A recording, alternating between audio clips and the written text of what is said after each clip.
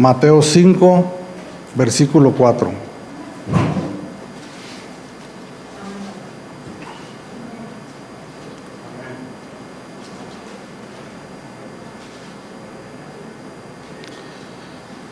Cuando estén ahí me avisan, hermanos, por favor.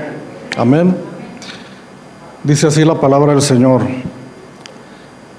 Bienaventurados los que lloran, porque ellos recibirán consolación. Oremos, hermanos.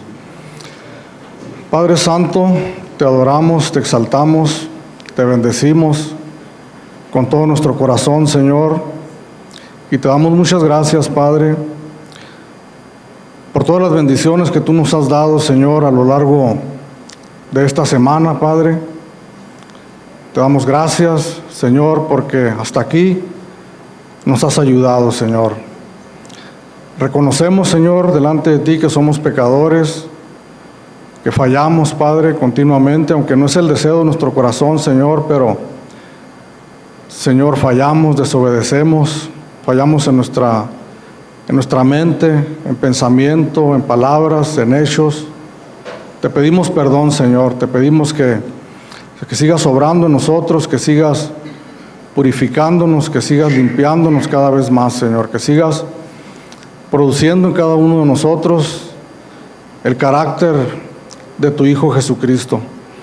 Venimos delante de ti en esta mañana, Padre, reconociendo nuestra necesidad de ti, Señor, y pidiéndote, Padre, que nos hables a cada uno de nosotros por medio de tu palabra, Señor, y que tu Espíritu Santo, Señor, produzca en nuestras vidas esa convicción, Señor, que nos convenza, Señor, de que tu palabra es verdad, de que lo que tú nos dices, Señor, en tu hermosa palabra, Señor, es la verdad. Señor, abre nuestro entendimiento, abre nuestro corazón, Señor, para que nosotros podamos percibir, podamos entender, Señor, toda tu palabra, Señor. En el nombre precioso de Jesús oramos, Padre, para que tomes control, Señor, de nuestras vidas, de nuestros pensamientos, de todo nuestro ser. De este lugar, Señor, toma control por medio de tu Espíritu Santo, Señor. En el nombre precioso de Jesucristo te damos muchas gracias, Señor. Amén. Amén. Pueden tomar sus lugares, hermanos. La segunda bienaventuranza, hermanos. Versículo 4 del capítulo 5. Bienaventurados los que lloran. Cuando hablamos de llorar, hermanos, hablamos de algo que todos nosotros estamos familiarizados con eso, algo que no es desconocido para ninguno de nosotros. ¿Cuántos de nosotros no hemos llorado, hermanos, alguna vez en la vida? O muchas veces en la vida, ¿verdad? Alguien describe esta vida como un valle de lágrimas. Hemos llorado de tristeza, hemos llorado de felicidad, hemos llorado de temor, hemos llorado de dolor anímico, hemos llorado de dolor físico. Hemos llorado por muchas causas y por muchas razones, hermanos, en esta vida. Algunos somos muy llorones, ¿verdad? Por cualquier cosita, somos motivados al llanto. Es que mi hermano Enrique es muy sensible, ¿verdad? Y algunos de nosotros somos muy sensibles, que no ocupamos mucho, hermanos, para provocarnos a las lágrimas. Algunos otros son un poquito más duros, ¿verdad? No lloran, casi. Y cuando lloran, pues lloran en lo privado para no manifestar debilidad, ¿verdad? Dicen ellos, pero todos en algún momento de nuestra vida, hermanos, lloramos. Por lo menos el día que nacimos, todos nosotros lloramos, hermanos. El llanto es familiar para nosotros. Pero el punto es, hermanos, que todos nosotros, antes de conocer al Señor Jesucristo como Señor y como Salvador, lloráramos mucho, llorábamos poquito. Todas las razones por las cuales nosotros llorábamos, hermanos, no es la razón, no es el lloro que describe aquí en la segunda bienaventuranza. La razón del lloro por la que escribe aquí el escritor Mateo en el versículo 4, en palabras de nuestro Señor Jesucristo, en el Sermón de las Bienaventuranzas, cuando dice, bienaventurados los que lloran, el Señor Jesucristo se refiere a un lloro más profundo, a un dolor, a un quebrantamiento. Esta palabra, la palabra original, habla de entristecerse, de lamentarse, de afligirse profundamente, de exclamar, expresarlo externamente, un dolor profundo, un lloro, una aflicción, como aquel que llora por el ser querido que ha perdido. El lloro más triste, hermanos, más doloroso que puede haber es el lloro del luto, del familiar, del ser querido que ha perdido. Pues este lloro es el que describe aquí en el versículo 4, un lloro profundo, hermanos, interno, por causa del pecado, por causa de la condición, de poder nosotros entender, de poder saber la condición que hay en lo más íntimo y en lo más profundo de nuestro corazón. Esta segunda bienaventuranza, hermanos, está íntimamente ligada con la primera que estudiamos el domingo pasado. En el versículo 3, bienaventurados los pobres en espíritu, porque de ellos es el reino de los cielos. ¿Por qué está íntimamente ligada, hermanos? Hablábamos la semana pasada que simple y sencillamente lo que está diciendo nuestro Señor Jesucristo en ese versículo 3 es bienaventurados, dichosos aquellos que han reconocido su necesidad de Dios, aquellos que se han dado cuenta de su quebrantamiento, de su bancarrota espiritual, aquellos que se han dado cuenta que no tienen absolutamente nada dentro de sí con qué puedan allegarse a Dios, con qué puedan agradar al Señor. Aquellos que se han dado cuenta, hermanos, como al mirarse en un espejo, desnudos completamente, darse cuenta de sus imperfecciones, de quiénes son verdaderamente. Cuando nos miramos en un espejo, hermanos, miramos solamente lo exterior, lo externo.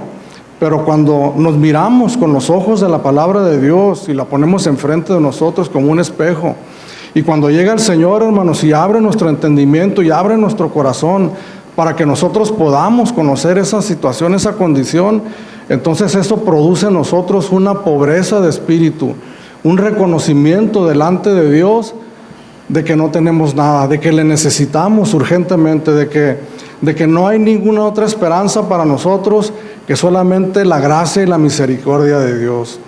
Entonces, cuando nosotros nos conocemos, hermanos, íntimamente, profundamente, por medio de la gracia y la misericordia de Dios, eso produce en nosotros un quebranto, un lloro, una aflicción, una tristeza por el pecado que hay en nosotros. Un dolor, hermanos, profundo, porque las consecuencias del pecado, hermanos, son terribles en la vida de los seres humanos. Son terribles, hermanos, el efecto que causa en el corazón de las personas. No solamente individualmente en cada uno de nosotros, sino lo que causa en derredor nuestro.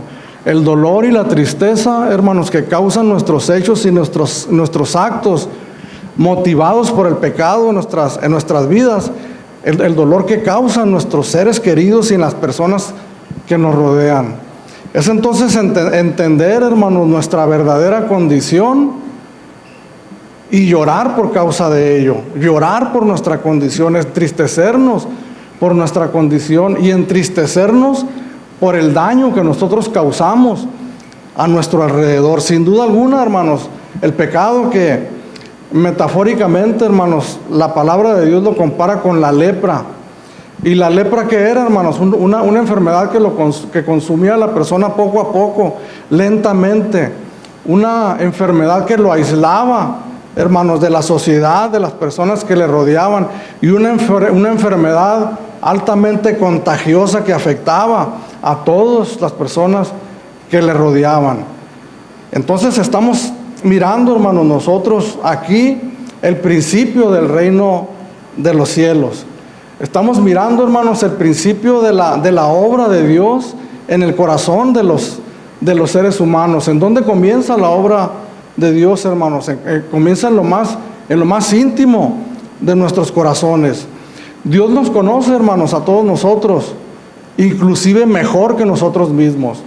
Dios conoce lo que hay en nuestros pensamientos, lo que hay en nuestro corazón, conoce las cosas más ocultas que hay dentro de nosotros. Entonces Él no necesita más para conocernos, no necesita escarbar o no necesita sacarnos palabras o pensamientos para ver qué más hay dentro de nosotros, porque Él nos conoce a la perfección. Pero lo que Dios obra en nosotros, hermanos, que es el principio de la salvación, el principio de la regeneración, del nuevo nacimiento, que habla Juan, capítulo 3, versículo 3, donde dice que el Señor Jesucristo le dijo a Nicodemo que de cierto te digo, que si no nacieres de nuevo no puedes ver el reino de los cielos. Estamos mirando aquí, hermanos, la regeneración, el nuevo nacimiento, y eso se efectúa, hermanos, en lo más profundo de nuestro corazón. Y para que esa obra, hermanos, sea duradera y sea eterna, tiene que ser así, hermanos. Tiene que tener un principio. Podemos nosotros mirar doloroso, ¿verdad? Un principio tremendo para nosotros. Es una experiencia, lo he mencionado en algunas ocasiones, traumática, el pasar por esos primeros pasos de la genuina conversión. Porque lo que nosotros necesitamos entender, hermanos, necesitamos saber de la conversión, es que se produce en lo más íntimo de nuestro corazón, y que es necesario, hermanos, que nosotros conozcamos verdaderamente nuestra verdadera condición delante de Dios. Entonces, cuando el hombre, la mujer, hermanos, que el Señor está empezando a obrar en ellos y que está trayendo delante de ellos su verdadera condición, entonces hay un lloro, hay un gemir diferente, hermanos, muy distinto al que hemos experimentado en otros tiempos pasados, hermanos. Les decía en un principio, ¿por qué tantas cosas no hemos llorado, hermanos? Yo creo que si hacemos una lista de los motivos por el cual hemos llorado, por las cuales se puede llorar en este mundo, creo que la mayoría las llenaríamos nosotros, pero quedaría una vacía para muchos, que es este quebranto, este lloro, por causa de nuestra condición delante del Señor. Es la consecuencia entonces, hermanos, de darnos cuenta de nuestra condición delante de Dios. En 2 Corintios capítulo 7, versículo 10. Yo les voy a leer una traducción, la Nueva Traducción Viviente. Le voy a dar un tiempito para que la lea literalmente lo que dice en su Biblia. La mayoría trae la Reina Valera, porque está un poquito difícil de entender en la Reina Valera, pero aquí en la Nueva Traducción Viviente está un poquito más claro. Y dice así la palabra de Dios, 2 Corintios capítulo 7, versículo 10. Pues la clase de tristeza que Dios desea que suframos nos aleja del pecado y trae como resultado salvación. No hay que lamentarse por esa clase de tristeza, pero la tristeza del mundo, a la cual le falta arrepentimiento, resulta en muerte espiritual. Entonces en el mundo a veces se ocasiona tristeza por algunas acciones o por algunos actos de nuestra vida, pero ¿qué es lo que le falta a esa tristeza? Hermanos, le falta el arrepentimiento, un genuino arrepentimiento que nos haga apartarnos de aquello. Pero la tristeza que es según Dios, la tristeza que produce Dios, y Romanos capítulo 2, versículo 4 dice que la benignidad de Dios nos guía al arrepentimiento. Esa tristeza que produce Dios, hermanos, al darnos cuenta de nuestra condición y de nuestra situación, hace que nosotros nos apartemos y huyamos lejos de lo que produce aquella condición en nuestras vidas. Cuando nosotros identificamos, hermanos, lo que causa aquello y que es el pecado, la realidad del pecado en nuestras vidas, entonces lo que nosotros hacemos, ya por instinto de conservación, espiritualmente hablando, es que huimos lejos de aquello, hermanos. Huimos del pecado, huimos de la maldad, reconocemos que es aquello lo que está causando daño en nuestra vida, lo que está destruyendo nuestra vida interna, espiritualmente y externa en muchas ocasiones. Nos damos cuenta, hermanos, que es lo que está destruyendo nuestro entorno, nuestras relaciones con las demás personas, y lo que está ocasionando daño a los demás. Pero finalmente, hermanos, lo más importante, nos damos cuenta que es lo que nos aparta de Dios, que es lo que nos aparta de tener una relación correcta, una relación íntima con el Señor. Porque a veces sentíamos nosotros tristeza y dolor, ¿verdad? Reconocíamos algunas cosas que no estaban bien y sentíamos, si lo podemos traducir aquí, hermanos, la tristeza del mundo, pudiéramos decir que sentíamos remordimiento, ¿verdad? Remordimiento por aquellas cosas, pero no nos apartábamos de ello. Por un momento meditábamos, pero después, al paso de las horas o de los días o de las semanas, volvíamos a la misma situación o a la misma condición en la que habíamos estado siempre. Proverbios capítulo 28, versículo 13 dice: el que encubre sus pecados no prosperará, pero que los confiese y se aparta de ellos alcanzará misericordia. Entonces, ¿cómo nos vamos a apartar nosotros de algo que no causa a nosotros la mayor inquietud, hermanos? ¿Cómo nos vamos a apartar nosotros de algo inclusive que no conocemos, que no sabemos que es el causante de todas nuestras desdichas, de todos nuestros males, de todas nuestras aflicciones? ¿Cómo nos vamos a apartar de aquello que ocasiona peligro en nuestras vidas? De aquello, hermanos, que nos está llevando con rumbo a una condenación eterna, perpetua, hermanos, lejos de Dios para siempre. ¿Cómo nos vamos a apartar de aquello que no conocemos? Por eso Dios en su misericordia, hermanos, derrama su gracia y derrama su misericordia primeramente en nuestras vidas, haciéndonos ver nuestra condición y nuestra situación. La palabra de Dios, hermanos, la palabra de Dios es hermosa sin duda, hermanos. Hay muchas partes en la Biblia que podemos encontrar nosotros para animarnos, ¿verdad? Para sentirnos bien. Pero en su gran mayoría, hermanos, en su gran mayoría, la palabra de Dios, cuando miramos el contexto de aquellas cosas buenas, hermosas, de las bendiciones, siempre vamos a caer en cosas duras, difíciles para digerir para el ser humano natural, normal. Inclusive nosotros como creyentes, hermanos, que tenemos una naturaleza pecaminosa todavía, la palabra de Dios siempre, hermanos, entra en conflicto con esa naturaleza. Hay una lucha, ¿verdad?, en nosotros al recibir esa palabra, porque la gracia de Dios se manifiesta así, hermanos, en haciéndonos ver nuestra condición y nuestra situación delante de Él para producir en nosotros una reacción en ello. Entonces esa reacción que produce, hermanos, es un dolor profundo en nuestro corazón y un deseo de apartarnos completamente de aquella situación. Un quebrantamiento en nuestro corazón, hermanos, que nos lleva a reconocer nuestra condición delante de Dios, a pedirle perdón, a sentir un dolor en nuestro corazón de tal manera de que no queremos más volver a esa situación, a esa condición. Hay una realidad que se llama pecado, hermanos, y no la podemos nosotros ignorar, no la podemos borrar de nuestros bosquejos, no la podemos borrar de nuestros sermones, no la podemos borrar de la Biblia, hermanos, no la podemos quitar. Decíamos la semana pasada, hermanos, que el sermón de las bienaventuranzas tiene un orden, ¿verdad? Tiene un orden, es el principio, hermanos, del establecimiento del carácter de Dios en el ser humano. Dios cambia nuestro carácter. Recuerde la semana pasada que hablamos de una diferencia, que hay una diferencia, que debe haber una diferencia entre los creyentes y entre los que no lo son.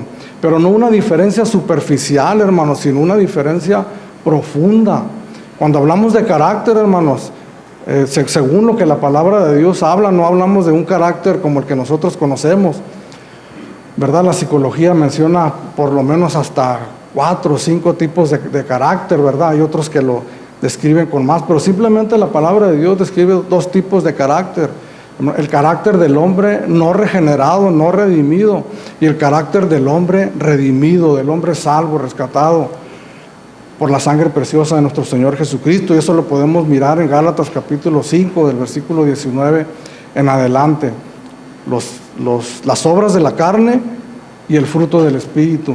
Entonces esto que estamos mirando, hermanos, es el inicio del establecimiento del carácter del hombre espiritual, del hombre redimido por la sangre de nuestro Señor Jesucristo. Y ese carácter empieza así, hermanos, de una manera profunda, en lo más íntimo, en lo más íntimo de nuestro corazón. Son los cimientos, hermanos, los cimientos de la obra que Dios está edificando en nuestras vidas.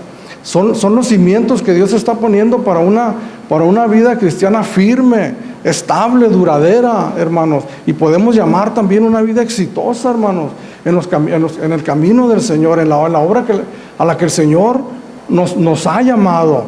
Pero es necesario pasar por ese proceso, hermanos. La semana pasada que comenzamos este estudio, hermano, yo les decía que esto es de vital importancia, hermanos, para nosotros, para todo creyente, escuchar la enseñanza de los principios básicos de la vida cristiana, de la vida de nosotros como creyentes.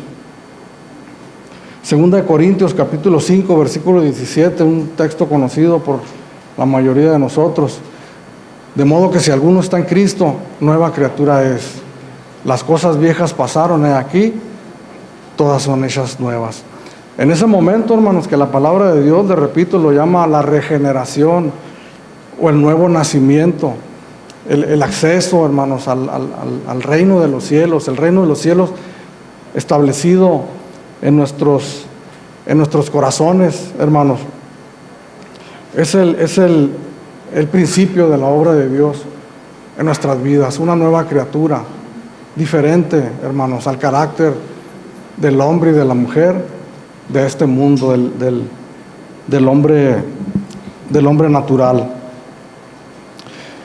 De ahí en adelante, hermanos, nosotros somos conscientes de nuestra condición, de nuestra situación delante de Dios. No estamos hablando, hermanos, de un momento instantáneo en nuestras vidas, donde se produjo un encuentro, ¿verdad? Escuchamos la palabra del Señor, el Espíritu Santo obró en nuestras vidas y se produjo algo en nuestras vidas, un dolor profundo en ese día, ¿verdad? Que lo apuntamos en la Biblia, o lo apuntamos en un libro. El día que tuve el encuentro con el Señor, me quebrantó, lloré, pero ya después eso quedó para atrás y empiezo a vivir ya otra vida de puro contentamiento. No, hermanos, desde ese momento somos conscientes de nuestra condición, de nuestra realidad como pecadores. Entramos en una nueva etapa, hermanos, donde nosotros somos pecadores, redimidos con la sangre de nuestro Señor Jesucristo.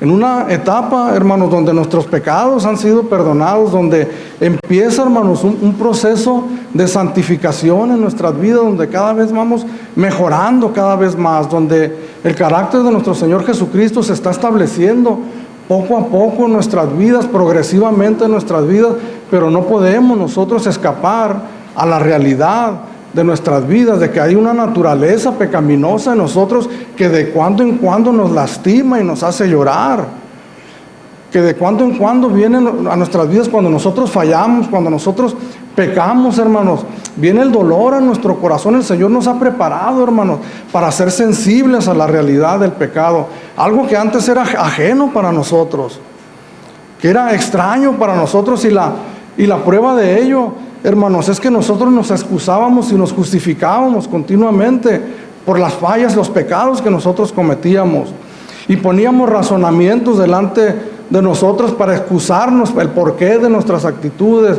aún de las acciones más pecaminosas de nuestra vida. Nosotros poníamos una excusa o un razonamiento delante de nosotros.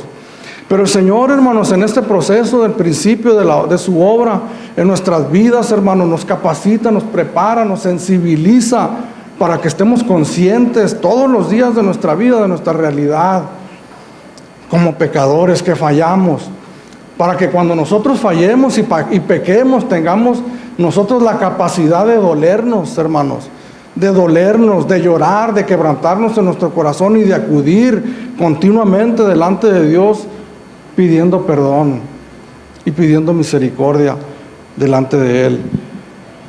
En Romanos capítulo 7, versículo 24.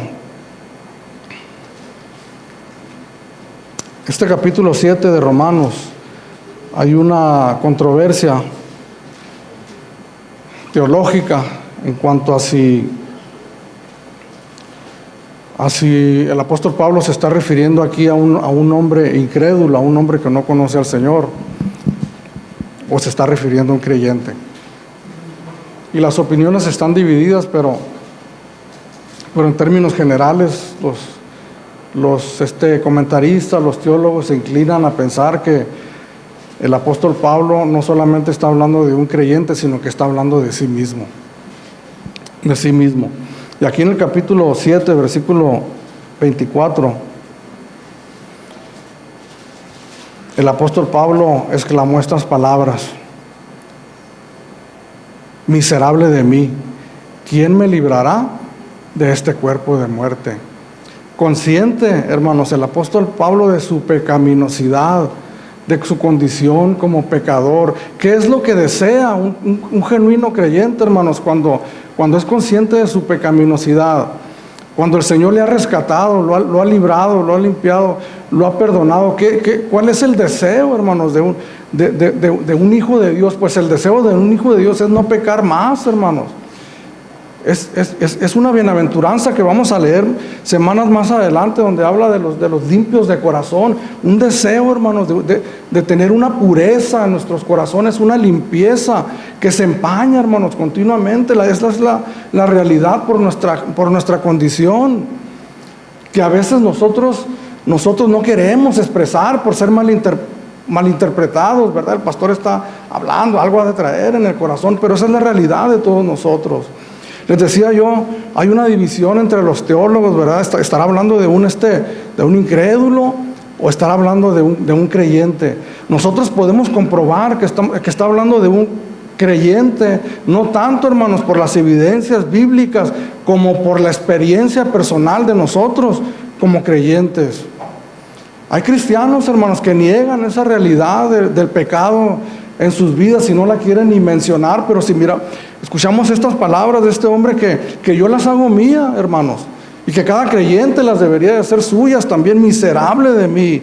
Cuando nos damos cuenta de nuestra realidad como pecadores, esa es la expresión que debe de haber en un genuino creyente. Esta expresión no estaba en mí, hermanos, hace muchos años atrás, cuando yo no conocía al Señor. Me jactaba, hermanos, de mis pecados y de mi manera incorrecta de vivir. Sentía alegría, sentía contentamiento por ello. Yo no quería dejar esa manera de vivir. Esas palabras no pueden surgir, hermanos, de un incrédulo, de un pecador. Sí puede haber ciertas cosas o ciertas actitudes o acciones que quisiera uno arrancar, hermanos, pero en términos generales uno está contento con la vida que está llevando. Y con mucho respeto, hermanos, para mi familia que está aquí, ¿verdad? Yo sé que es difícil hablar de estas cosas, hermanos. Yo no me regodeo a hablar de ello, hermanos, pero mi vida pasada, hermanos, de adicciones, que el Señor cortó eso cuando yo tenía la edad de 27 años. Yo recuerdo que la adicción que predominó en mi vida, hermanos, que una adicción que arruinó mi vida y estaba arruinando mi vida y estaba arruinando mi familia. Un hombre de 27 años, hermanos, cuando tenía 22, 23 años, que estaba hundido en eso, hermanos, en la plenitud de mi juventud. Me sentía yo como un anciano de 80 años. Miraba a los jovencitos, había una canasta de básquetbol ahí, miraba a los jovencitos corriendo para un lado para otro, yo sentado en una banqueta con un malestar terrible a causa de aquella situación. Entonces yo llegué a aborrecer eso, hermanos. No lo podía dejar, pero me acuerdo yo cuando fui a un centro de rehabilitación, en mi mente había, quiero quitarme eso, nomás eso. Pero las demás cosas no, porque me sentía atraído en el mundo. Hay ciertas cosas, hermanos, que tal vez producen un deseo de arrancarlas de nuestra vida, pero el pecado es un paquete completo, hermanos. Es la raíz de todas nuestras acciones pecaminosas que hay en nuestra vida. Entonces esta exclamación, hermanos, del apóstol Pablo es una exclamación de alguien que es consciente de su condición. Cuando pregunta, ¿quién me librará de este cuerpo de muerte? Se está refiriendo precisamente, hermanos, a la naturaleza pecaminosa. En otra ocasión el apóstol Pablo dice, aunque andamos en la carne, 2 de Corintios capítulo 10, versículo 5 creo, dice, aunque andamos en la carne, refiriéndose, estamos en esta carne todavía, pero lo dice, pero no militamos según la carne. Esa es la gran diferencia para nosotros, hermanos, que Dios nos ha dado herramientas, nos ha dado armas para nosotros poder luchar victoriosamente en contra del pecado. De hecho, hermanos, nuestro Señor Jesucristo venció al pecado en la cruz del Calvario y nos ha hecho a nosotros más que vencedores, porque esa victoria es para nosotros. Pero la realidad diaria de nuestra vida es que diariamente nos enfrentamos nosotros con esa lucha, con esa batalla. Aquí adelantito en Romanos capítulo 8,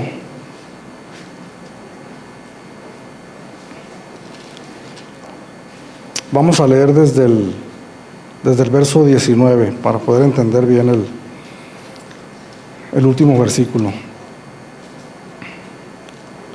19 al 23.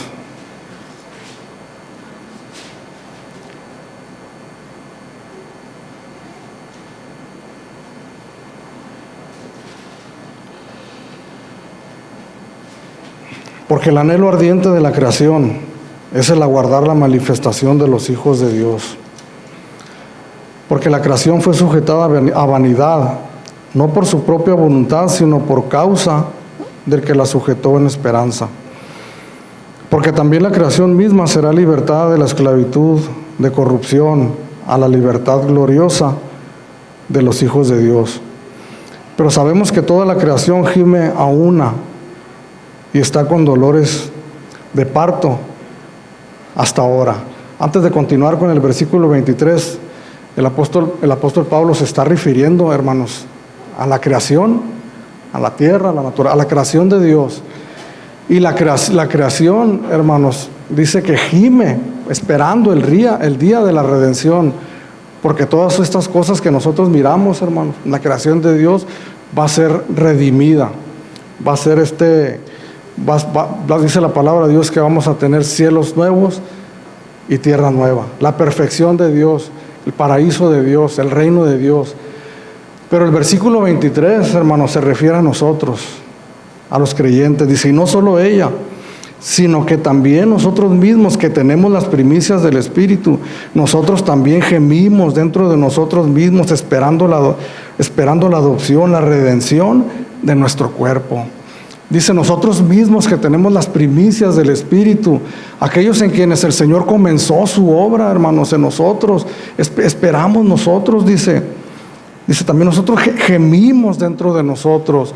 Es decir, hay un dolor, una aflicción dentro de nosotros, el vivir, hermanos, en un cuerpo pecaminoso. Cuando la última frase que dice la redención de nuestro cuerpo, está hablando de la redención completa y total de todo lo que nosotros somos. Nosotros hemos sido redimidos, hermanos, en nuestro hombre interior. Dios ha puesto una nueva naturaleza en nosotros. Pero la realidad de las cosas, hermanos, es que nuestro cuerpo carnal, nuestro cuerpo, nuestra carne, hermanos, va envejeciendo, se va perdiendo cada vez más. Vamos sufriendo achaques, nos vamos cansando, nos duele la cintura, nos empieza a dar un dolor por acá, otro dolor por allá. Pero un día, hermanos, ese cuerpo va a ser redimido completamente cuando estemos en la presencia de Dios. Pero no solamente se refiere a este cuerpo de carne, hermanos, sino se refiere a la naturaleza pecaminosa que todavía opera en cada uno de nosotros. Entonces los hijos de Dios, hermanos, gemimos dentro de nosotros, esperando el día de la redención. Cuando nosotros dejemos de sufrir, hermanos, por causa del pecado que aún mora en nosotros. El pecado de ninguna manera, hermanos, es motivo de gozo y de satisfacción como lo era en otro tiempo para nosotros. El pecado para nosotros es un motivo de tristeza, hermanos, de dolor, de aflicción, de quebranto. Lo queremos mirar lo más lejos de nosotros posible, hermanos. Lo quiero mirar lejos de mi vida. No quiero tener parte con él. Hay un deseo en el corazón de cada creyente, de cada hombre de Dios, de cada mujer de Dios, hermano, de vivir una vida que agrade al Señor. Hay un deseo, hermanos, en cada creyente, en cada hijo de Dios, en cada hija de Dios, de ser de bendición para los demás. Hay un deseo de mi corazón de ser de bendición para mi esposa. Me aflijo, hermanos, tremendamente cuando miro que todavía hay aspereza en mis palabras al dirigirme a mi esposa, pero es algo que Dios me lo muestra y lo pone delante de mí, de tal manera que estoy consciente de que tengo que apartarme de ello. ¿Cómo nos vamos a apartar del pecado, de la maldad, hermanos, si no somos conscientes de eso? Si no somos conscientes de esa realidad de cada persona, de cada ser humano que habita en este mundo. Pero que es una realidad todavía, hermanos, en cada creyente. Pero la gran bendición es que nosotros nos damos cuenta. Causa dolor, hermanos, causa aflicción, pero esa es la motivación para que nosotros nos apartemos de ella, tomemos nuestra distancia de ello y pongamos una distancia en contra de eso.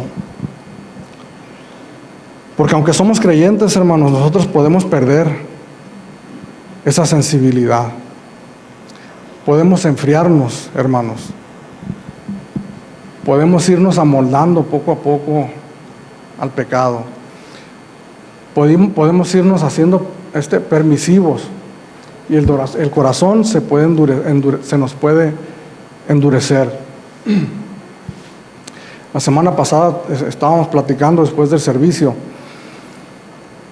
de algunos predicadores o maestros que se dan el lujo de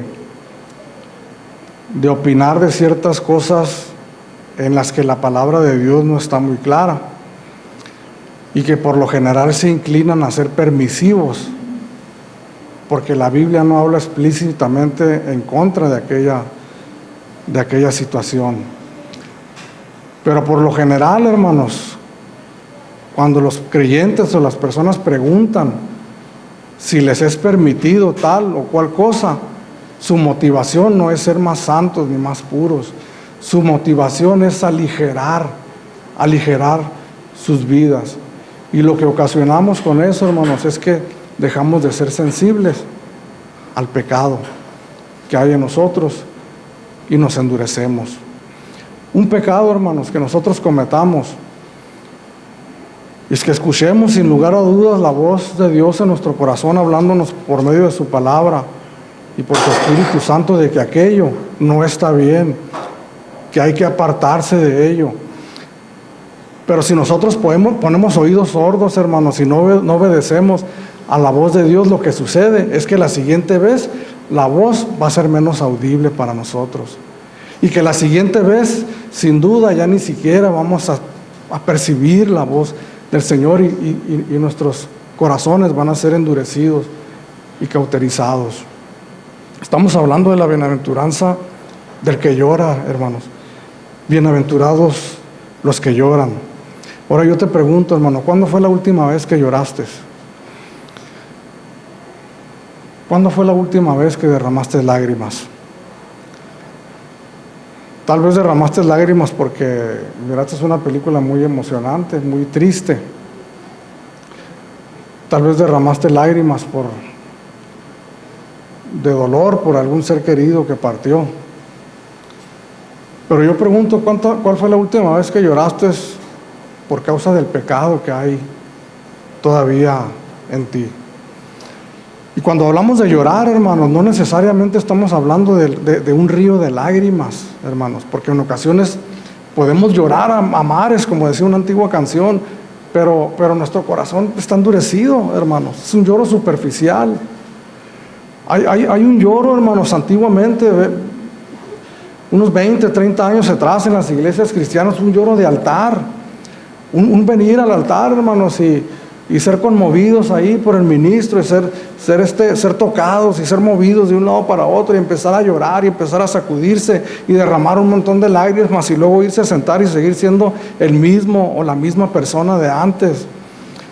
Pero podemos nosotros llorar internamente en nuestro corazón, gemir por el dolor del pecado y aquello ocasionar en nosotros, hermanos, un alejamiento de aquello. Y la obra de Dios sigue edificándose en cada uno de nosotros, hermanos. ¿Cuál fue la última vez que lloramos?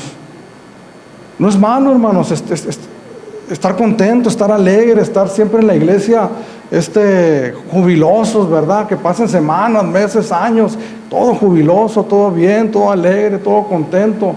Eso no es malo, pero debemos de dar ocasión al llanto y al lloro, a la aflicción, por el pecado, a la contrición de corazón, hermanos. El Salmo capítulo 51, versículo 17, dice el Señor que no quiere, dice el salmista hablando, dice, porque no quiere sacrificios, que yo los daría, porque los sacrificios de Dios son el corazón contrito y humillado, al cual no despreciarás tú, oh Dios. Cuando la palabra de Dios habla de sacrificios, hermanos, habla de la adoración que los judíos daban a Dios en el Antiguo Testamento. Es bueno, hermanos, alabar, adorar con júbilo al Señor, pero es mucho mejor llegar al Señor con adoración, con un corazón contrito y humillado delante de Él, reconociendo nuestra condición como pecadores. Haciendo un pequeño paréntesis, hermanos, al hablar de ser conscientes de nuestra realidad como pecadores, hermanos, y recordar esta palabra que hablaba el apóstol Pablo en Romanos capítulo 7, miserable de mí, ¿quién me librará de este cuerpo de muerte? Eso es tremendamente sano, hermanos, en nuestra vida espiritual. Pero en ocasiones, hermanos, hay personas, sobre todo en su edad temprana, de niños, sobre todo, que han sido maltratados, hermanos. Estoy muy conmovido, hermanos, por un caso que sucedió aquí en Mexicali. Un jovencito de 10 años que tiene como 3 semanas en el hospital, y en la noticia salió ahí, no sé cuántos lo miraron, que el padrastro de este jovencito lo golpeó, hermanos. Dice un testigo, lo golpeó como si se estuviera golpeando a una persona mayor, a golpe, a puño cerrado, y lo entrevistaron al niño ahí con la imagen de su rostro borrosa, la voz de niño, hermanos, infantil. Jovencitos, jovencitas, hermanos, perdónenme la crudeza, que han sido violados o violadas sexualmente, hermanos. Escuchaba un testimonio de una mujer que fue violada cuando estuvo en un orfanato, un lugar donde la deberían de cuidar, hermanos. Sin embargo, fue abusada. No fue culpa de ella, hermanos, obviamente no fue culpa de ella. Pero ella dice que después que alguien la adoptó y empezó a ir a la escuela, dice que cuando entraba al salón de clases se sentía como desnuda delante de todos, avergonzada, con vergüenza, y se sentía culpable. No nos podemos hacer cargo, hermanos, de las culpas de otros. No nos podemos hacer cargo de los que otros hicieron en nuestra vida. Eso está claro, hermano. Esta es una condenación equivocada, errónea, que no nos corresponde a nosotros, porque estamos hablando que la obra del Señor comienza en nuestro corazón, y que nosotros nos hacemos cargos por nuestros pecados, por nuestra condición. Y la mejor sanidad, hermanos, para este muchachito, para este niño de 10 años, para todos los niños, para adultos que han sido maltratados, que han sido abusados, el mejor bálsamo, hermanos, es el perdón. El perdón. Es difícil, ¿verdad? Por ejemplo, alguien que, ¿cómo voy a perdonar a alguien así? Pero es el bálsamo, hermanos, es la sanidad para el corazón. Pero ¿cómo vamos a perdonar si nosotros mismos no hemos experimentado el perdón de Dios en nuestros corazones? Porque sin duda alguna que hay muchos factores para las conductas que muchos de nosotros tenemos externamente. Hay muchas conductas también que son provocadas por nosotros mismos, y de eso es de lo que nosotros nos hacemos cargo. Entonces, hecha esta aclaración, hermanos, seguimos adelante. Entonces podemos nosotros perder la sensibilidad, hermanos, acerca de la realidad del pecado. Yo en esta mañana, hermanos, ¿cuántas veces habré mencionado esta palabra pecado? Yo reviso la grabación, me voy a dar cuenta que he hablado como, pues no sé, ¿verdad?, algunas 50 veces, siendo muy conservador. Hay algunos que no les gusta, hermanos, que se hable del pecado. ¿Cuánto tiempo pasa, hermanos, en ciertas iglesias que no se mencione la palabra pecado, que se mencione por superficialmente? Entonces estamos haciendo un gran daño, hermanos. Estamos omitiendo algo que Dios no omite. Si yo pregunto cuántas veces he mencionado la palabra pecado, yo me pregunto cuántas veces está la palabra pecado en la palabra de Dios. Y no solamente literalmente pecado, sino las acciones del pecado en sí mismo en la palabra de Dios. En Santiago capítulo 4, versículos 7 al 10.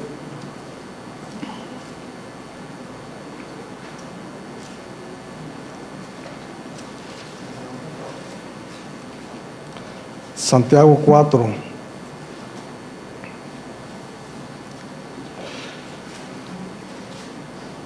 Este capítulo 4 es un capítulo especialmente fuerte, hermanos.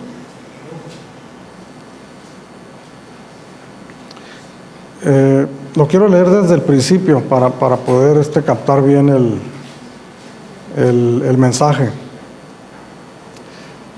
Capítulo 4, vamos a leer del verso 1 hasta el verso 10. Dice, ¿de dónde vienen las guerras y los pleitos entre vosotros? ¿No es de vuestras pasiones las cuales combaten en vuestros miembros? Codiciáis y no tenéis, matáis y ardéis de envidia, y no podéis alcanzar, combatís y lucháis, pero no tenéis lo que deseáis porque no pedís. Pedís y no recibís, porque pedís mal, para gastar en vuestros deleites. Oh almas adúlteras, ¿no sabéis que la amistad del mundo es enemistad contra Dios? Cualquiera pues que quiera ser amigo del mundo se constituye en enemigo de Dios. ¿O pensáis que la Escritura dice en vano el Espíritu que Él ha hecho morar en vosotros nos anhela celosamente? Pero Él da mayor gracia, por esto dice, Dios resiste a los soberbios y da gracia a los humildes. Someteos pues a Dios, resistid al diablo y huirá de vosotros. Acercaos a Dios y Él se acercará a vosotros, pecadores. Limpiad las manos. Y vosotros, los de doble ánimo, purificad vuestros corazones. Versículo 9, afligíos y lamentad y llorad. Vuestra risa se convierta en lloro y vuestro gozo en tristeza.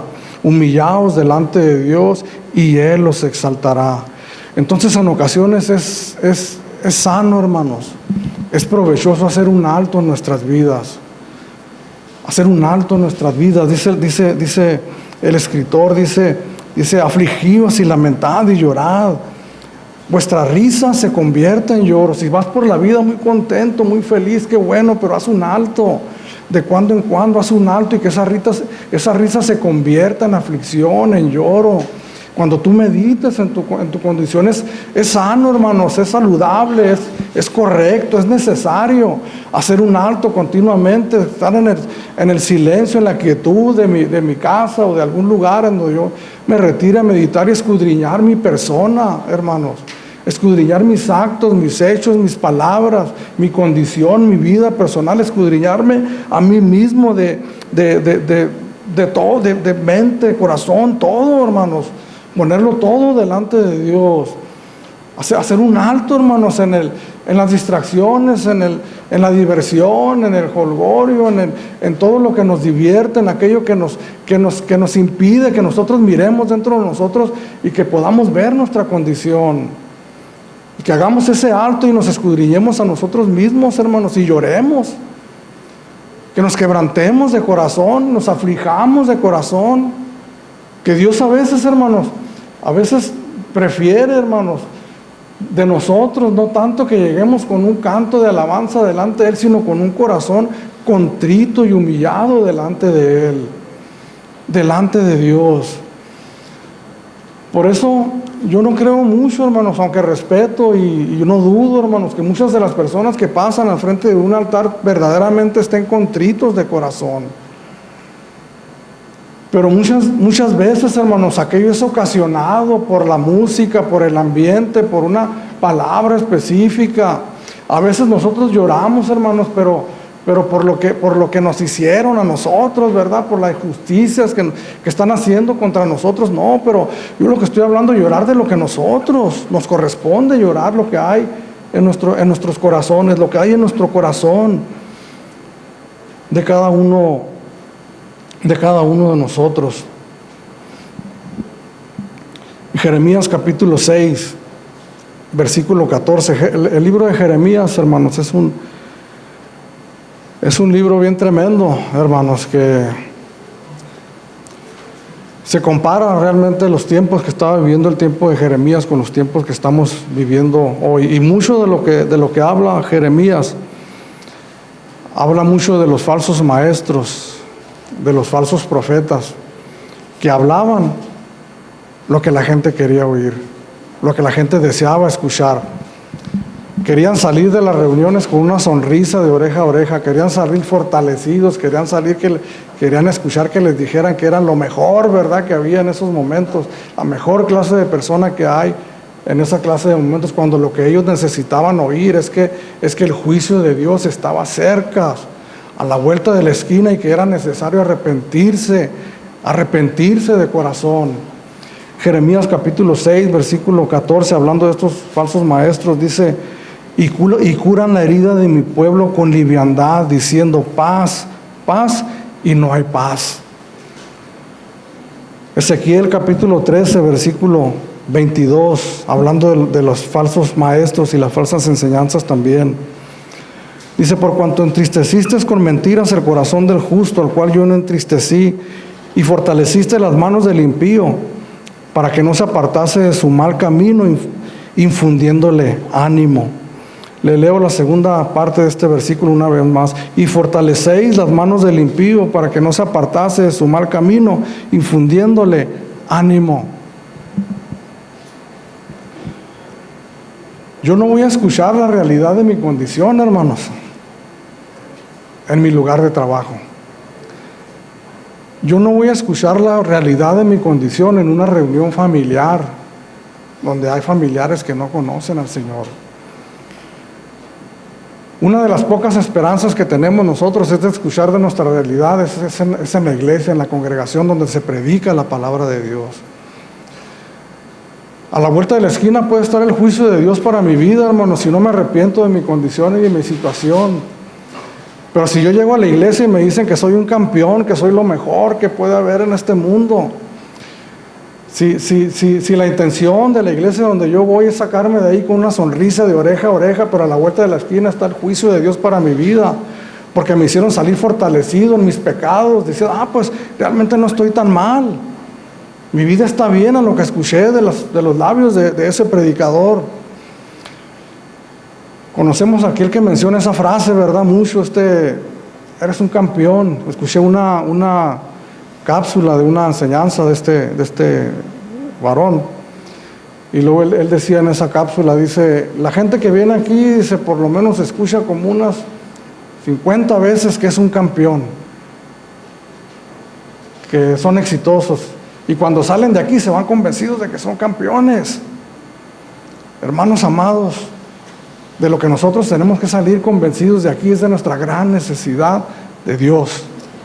Necesitamos a Dios, hermanos. Somos pecadores. Nosotros mismos no podemos arreglar nuestra condición. Necesitamos a Dios. Tenemos que espantarnos, hermanos, de esa realidad del pecado en nuestra vida. Tenemos que espantarnos, asustarnos, llorar, afligirnos por esa condición, hermanos. Cuando el Señor empezó a tratar conmigo, hermanos, hace ya casi 30 años, yo comencé a leer una Biblia vieja que tenía ahí en casa y no le entendía prácticamente nada, hermanos. Pero Dios en su misericordia comenzó a obrar en mí, mostrándome mi condición, hermano. Yo me acuerdo que me paseaba por ese callejón ahí donde vivía y empezaba a sentir una carga, hermanos, en mis hombros, pesada. Y me empezaba yo comenzaba a pensar en las consecuencias de mi manera de vivir. Empezaba a mirar vívidamente, hermanos, el trato que le estaba dando a mi esposa y a mis hijos. Me empecé a meditar y a acordar en las escenas que yo tenía, hermanos, ahí delante de mis hijos, y eso me empezó a traer un profundo dolor en mi corazón. De tal manera que la misericordia y la gracia de Dios me guiaron al arrepentimiento. Y hasta el día de hoy, hermanos, no quiero ni de chiste volver allá. Por eso, cuando miro la más mínima intención de mi malvado corazón de regresar allá, inmediatamente hay un dolor en mi corazón. Cuando a veces fallo, cuando a veces peco de mente, de palabra, de hecho, hermanos, hay un dolor en mi corazón. Hay un lloro, hay un gemir en mí profundo, porque Dios me ha mostrado, hermanos, esa realidad en mi vida. Eso es lo mejor que le puede pasar a cada ser humano. Hay una frase que usamos mucho, hermanos, decimos la salvación es personal, ¿verdad? Es personal. Efectivamente, hermanos, la salvación es personal. Y Dios trata con cada uno de nosotros personalmente. De tal manera que en esta mañana podemos estar reunidos aquí un grupo de personas escuchando el mismo mensaje, pero Dios trata de manera personal con cada uno de nosotros, porque Dios trata aquí, hermanos, en nuestro corazón.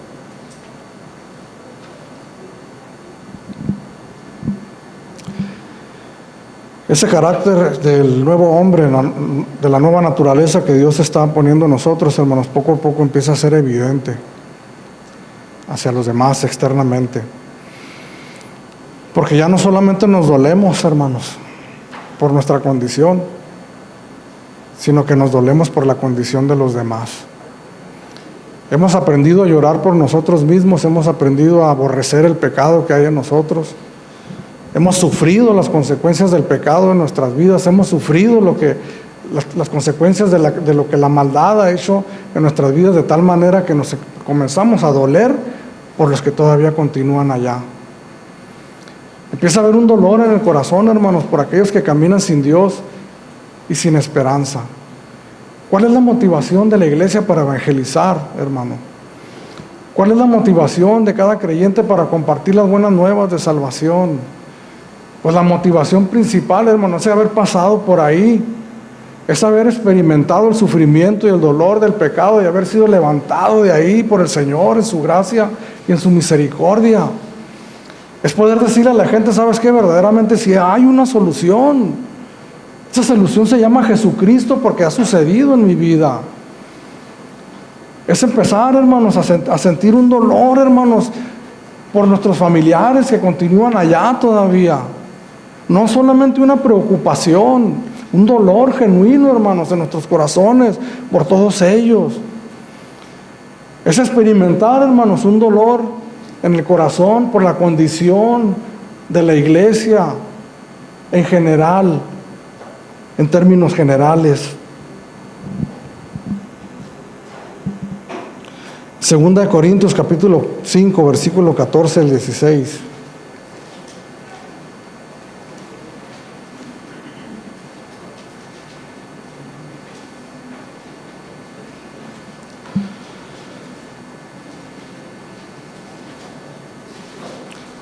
¿Qué sucede, hermanos, en el corazón del creyente? Fíjese lo que dice aquí. El apóstol Pablo, hermanos, un hombre que en otro tiempo según él era justo en sus propios pensamientos, irreprensible, dice, en cuanto a la ley, irreprensible, pero como el Señor trató con él y le hizo ver su verdadera condición, de tal manera que exclamó aquellas palabras que ya leímos hace unos momentos. Este hombre, fíjese lo que escribe, dice, porque el amor de Cristo nos constriñe. El amor de Cristo nos constriñe. ¿Qué significa eso, hermanos? La Nueva Versión Internacional dice, el amor de Cristo nos obliga. El amor de Cristo nos gobierna, el amor de Cristo nos motiva. No somos nosotros, no es nuestra intención, no es nuestro buen corazón, es el amor de Cristo que nos impulsa. El amor de Cristo que impulsaba a este hombre, hermanos, que no le importaba sufrir maltratos por causa de llevar el Evangelio de nuestro Señor Jesucristo, porque sabía que eso podría traer salvación. En alguna parte del libro de Romanos dice, en cuanto a mis parientes según la carne, digo verdad, quisiera yo mismo ser anatema para que ellos alcanzaran la salvación. Fíjese hasta dónde llevaba su preocupación por las demás personas, por su dolor, hermanos, por la condición en la que vivían los demás. Si nos quedáramos nosotros en ese punto de llorar por nosotros mismos, aunque es bueno, finalmente nos convertiríamos en egoístas. Porque hay personas que están llorando, pero según el mundo, hermanos, según el mundo, y no encuentran solución para sus vidas, y trae muerte a sus vidas, muerte espiritual, y en muchas ocasiones muerte física a sus vidas.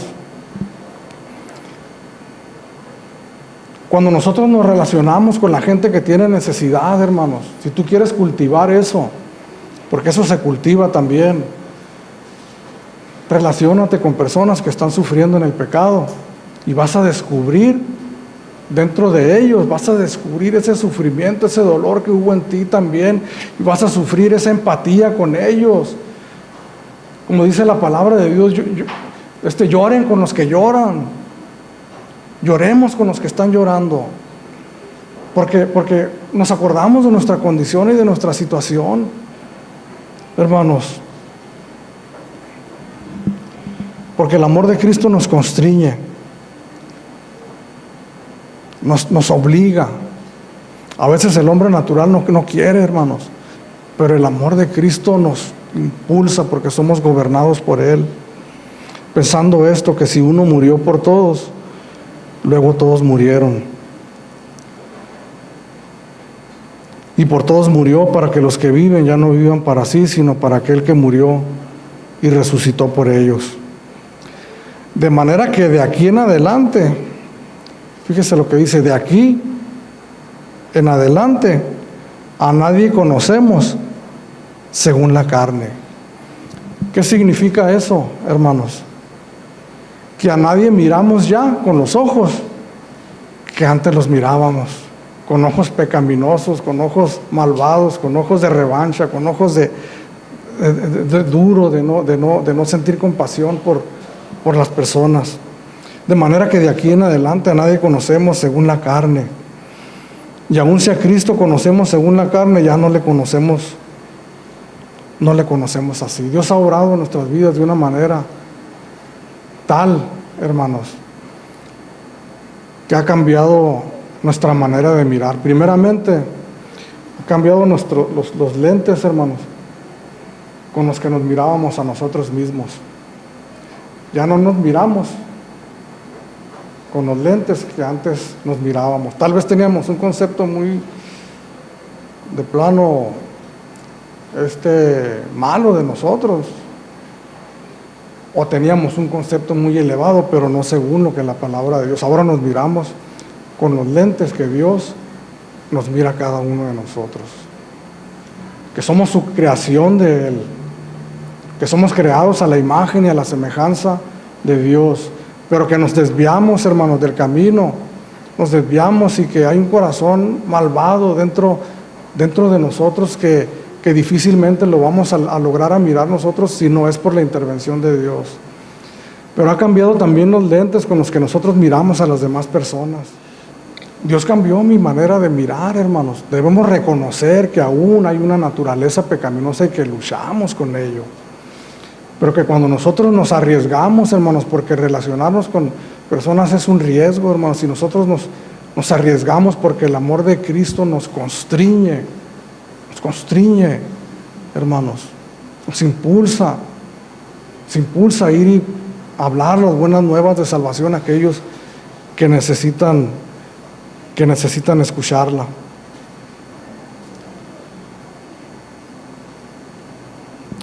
Levítico capítulo 19, versículo 33, 34.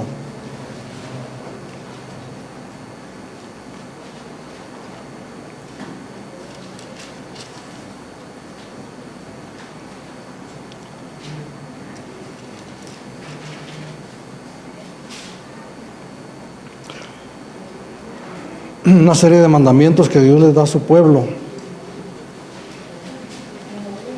precisamente para iniciar una nueva vida en la tierra prometida que ellos iban a tomar posesión. Levítico 19, capítulo 19, versículo 33 y 34.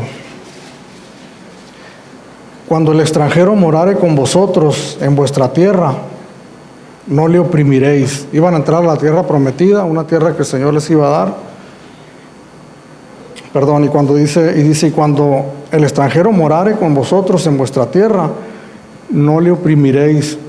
Como a un natural de vosotros tendréis al extranjero, que mora entre vosotros, y lo amarás como a ti mismo, porque extranjero fuisteis en la tierra de Egipto, yo Jehová, vuestro Dios. Les está diciendo el Señor, se tienen que acordar, cuando ustedes eran esclavos en la tierra de Egipto, cuando hacían adobes, con un hombre con un látigo detrás de ustedes, que los afligían en gran manera, esclavizados, y cuando ustedes clamaban al Señor, clamaban diciendo, Señor, ayúdame, sácame de esta situación. Entonces yo he escuchado su clamor y los voy a sacar de aquí. Los voy a dar libertad, los voy a poner en una tierra espaciosa, una tierra que fluye y leche miel, pero cuando tú llegues allá y lleguen extranjeros, no los oprimas, sino ámalos como a ti mismo. ¿Por qué? Porque extranjeros fuiste en la tierra de Egipto. Nosotros fuimos esclavos, pecadores, hermanos. Estábamos oprimidos por el diablo, por la maldad, y el Señor nos ha rescatado de ahí, pero a quienes el Señor no ha rescatado todavía están oprimidos por el diablo y por la maldad, esclavizados del pecado. Son responsables de su situación y van a dar cuentas ellos, hermanos, por su condición, por su situación, pero nosotros conocemos la verdad. La conocemos porque la hemos leído, porque la hemos estudiado, porque nos las han platicado, pero porque la hemos experimentado, porque extranjeros fuimos también, pecadores. El punto es, hermanos, que la naturaleza pecaminosa nos hace a nosotros olvidar. La comodidad de mi casa, la prosperidad donde el Señor nos mueve poco a poco, nos hace olvidarnos de la tristeza, de la aflicción. Un servidor cuando andaba por la calle, hermanos, descalzo, sin nada encima, porque no tenía que traer encima, nada. Entrar a mi casa y ver una moneda desbalagada. ¿Quién agarró? No sé. Extranjero fui, hermanos. Pecador, miserable, malvado. Tal vez gente que me mire en la calle no puede imaginarse el tipo de vida que llevé, pero yo sí lo sé, el Señor lo sabe.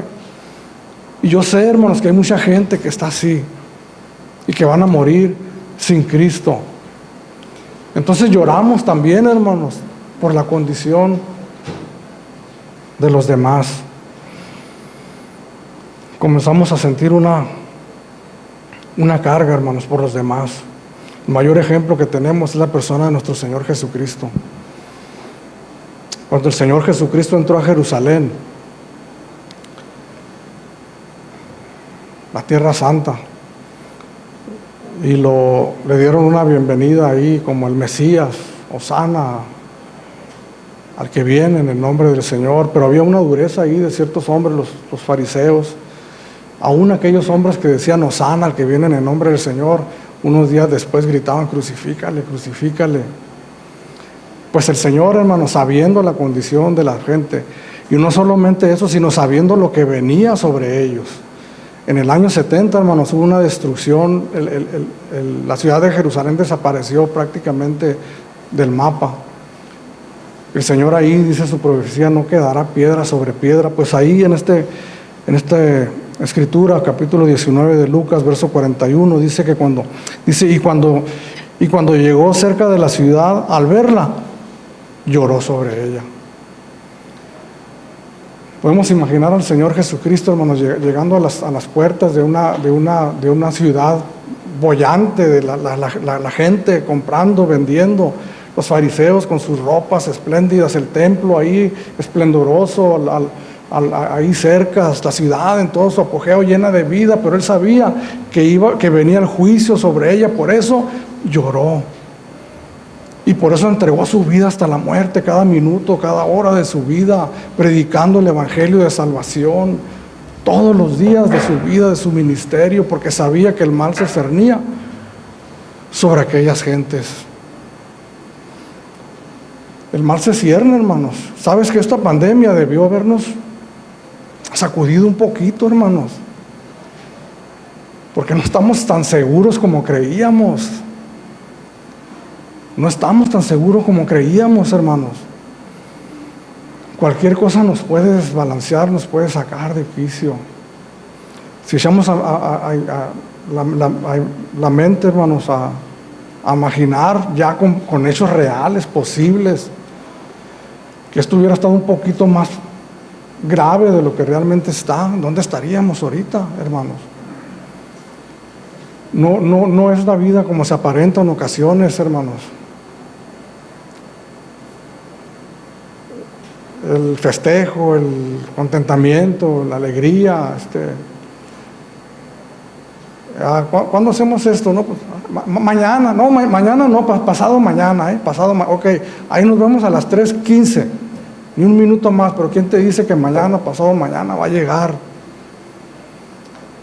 Tenemos que abocarnos, hermanos, a vivir en esa realidad. Esto lo llaman la nueva normalidad, ¿verdad? La nueva normalidad. Tenemos que aprender a vivir en una nueva normalidad. Esta realidad para nosotros no es nueva, hermanos. Es del principio, poquito después de la creación, el hombre falló y tenemos una realidad en nuestras vidas que es el pecado. Pero la gran bienaventuranza, hermanos, que es de lo que nos habla precisamente este pasaje. Bienaventurados los que lloran. Es una paradoja, hermanos. Una aparente contradicción, ¿verdad? Decíamos que bienaventurado es dichoso, feliz, bendito. Entonces decimos, ¿cómo felices los que lloran? Pues es una paradoja, pero cuando entendemos el motivo, la razón por el cual lloramos, podemos entender, bienaventurados. ¿Por qué? Porque ellos recibirán consolación. Porque cuando hay una tristeza en el corazón, hermanos, a causa del pecado, y hay un dolor y llegamos delante del Señor y le pedimos perdón, sin duda alguna, que Él nos perdona. Sin duda alguna, hermanos, el Señor no es como nosotros.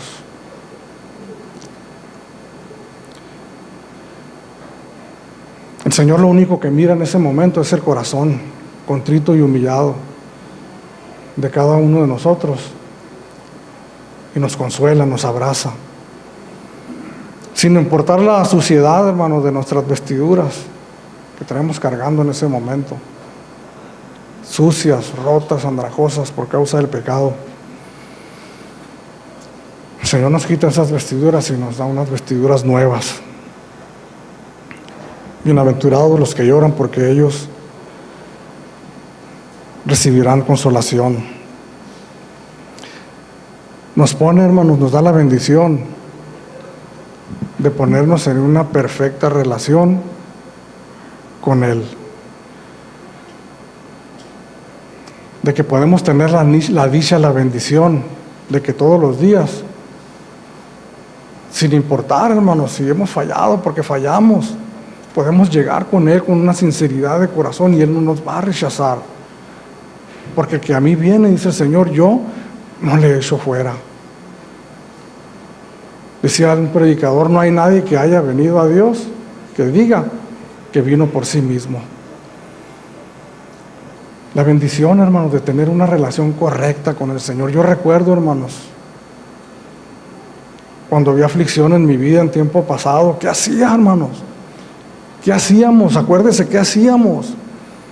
Sí, llorábamos y tal vez invocábamos a un Dios que no conocíamos, pero nuestras vidas quedaban igual, vacías, hermanos, sin Dios y sin esperanza. Pero ahora ya no es más nuestra vida así. El velo se rompió, se rasgó, y podemos nosotros entrar confiadamente al trono de la gracia todos los días de nuestra vida hasta el fin del mundo. Salmos capítulo 32, ya estamos terminando. Salmos 32.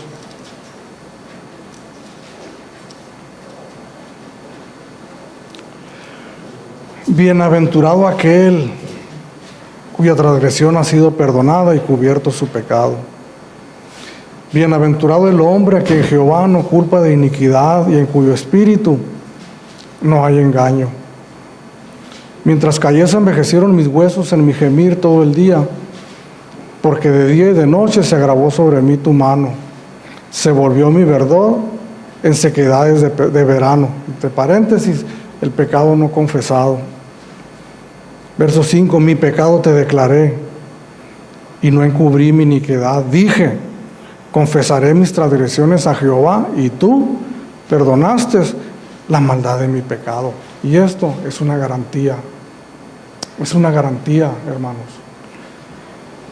El Señor nos recibe a cada uno de nosotros como estemos, hermanos. Simple y sencillamente porque no podemos llegar a Él de otra manera. Pero no nos deja igual. Nos recibe como estemos, pero no nos deja igual. Nos da una nueva vida, una nueva naturaleza y una bendición de poder tener una relación con Él, bienaventurados. Y la bienaventuranza total y plena, hermanos, por último en Apocalipsis capítulo 21.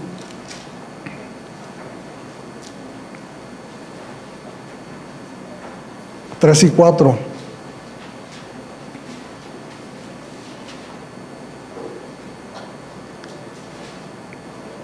Vamos a leer desde el 1, por favor. Dice, vi un cielo nuevo y una tierra nueva. ¿Se acuerdan de la creación que gemía, esperando el día de la redención de los hijos de Dios? Pues aquí está ese día, hermanos. Vi un cielo nuevo y una tierra nueva, porque el primer cielo y la primera tierra pasaron, y el mar ya no existe más. Y yo, Juan, vi la santa ciudad, la nueva Jerusalén, descender del cielo de Dios, dispuesta como una esposa ataviada para su marido. Y oí una gran voz del cielo que decía, he aquí el tabernáculo de Dios con los hombres. Él morará con ellos, y ellos serán su pueblo, y Dios mismo estará con ellos como su Dios.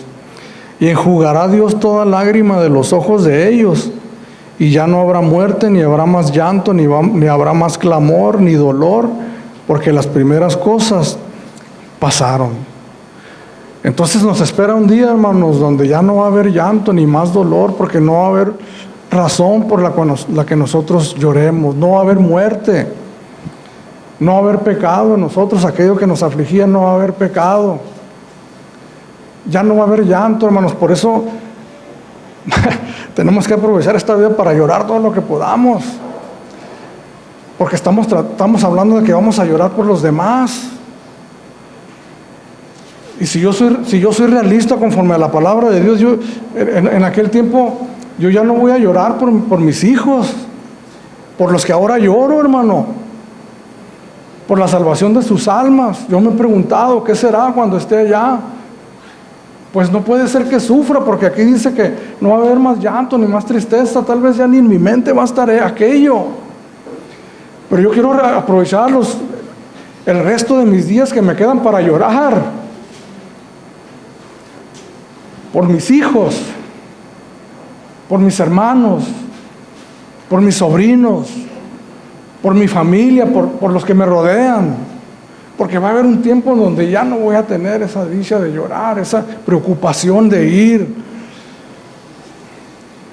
para que ellos también conozcan al Señor.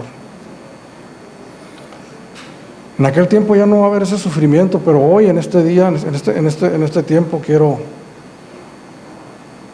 no me quiero conformar y dejar de llorar antes de tiempo. Quiero dejar de llorar cuando esté allá en la presencia de Dios. Sin duda así va a ser. Pero hoy, en este tiempo, todos nosotros tenemos muchos motivos para seguir llorando.